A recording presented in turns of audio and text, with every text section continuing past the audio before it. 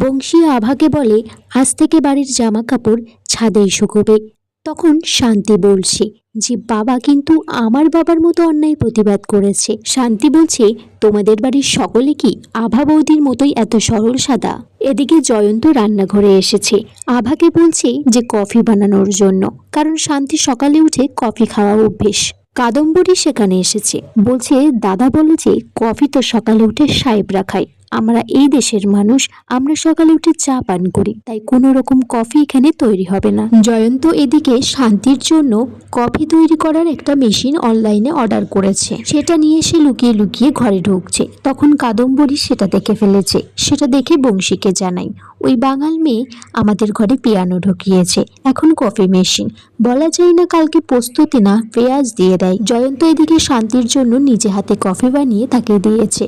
শান্তি এদিকে বাথরুমে ঢুকেছে, বাথরুমে ঢুকে তাকে ইন্ডিয়ান স্টাইলের বাথরুম, তার তো অসুবিধা হয়, তার কোমর ব্যবহার করার অভ্যেস আছে। জয়ন্ত তারপর শান্তিকে নিয়ে বাইরে বেরিয়ে যায়, তারা বাড়িতে ফিরে আসে।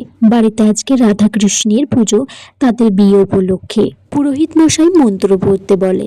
এদিকে মদন ভাবছে যে কোনোভাবে আজকে ফুলসজ্জাটা আটকেতেই হবে, কোনো রকম উত্তরাধিকারী আসতে দেওয়া যাবে না এই বাড়িতে। মদন এদিকে ব্রাহ্মণের কানে কানে কিছু একটা বলে দিয়েছে।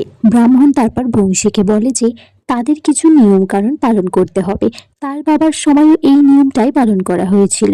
কাদম্বরী এদিকে সবাইকে প্রসাদ দিচ্ছে, মনে মনে বলছে এই শান্তি মেয়ে তো বাঙাল মেয়ে, এঁঠো হাতে নিশ্চয়ই দাদাকে প্রসাদ দিতে এক কেলেঙ্কারি বাঁধাবে, তাই প্রসাদটা প্রথমে দাদাকেই দিতে বলবো। কাদম্বরী শান্তিকে প্রসাদ দিতে বলে, কিন্তু শান্তি বলে যে আমি হাতটা ধুয়ে আসি, এঁঠো হাত। সে হাতটা বাথরুমে ধুতে গেছে, ধুতে গিয়ে সেখানে স্লিপ কেটে পড়ে গেছে।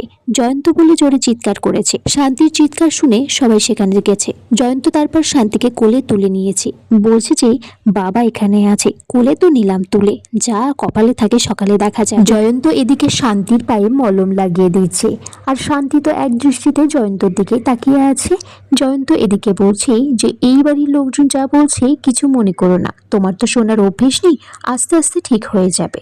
এদিকে মদন বংশীর কানে কানে কুমন্ত্র দিচ্ছে, বলছে যে কিছু একটা ব্যবস্থা নিতে, না হলে কিন্তু জয়ন্ত তার বউয়ের হাতের মুঠোয় চলে যাবে। বন্ধুরা, এখানেই আজকের পর্ব শেষ হয়ে যায়। তোমরা কমেন্টস করে জানিও কেমন লেগেছে আজকের পর্বটা।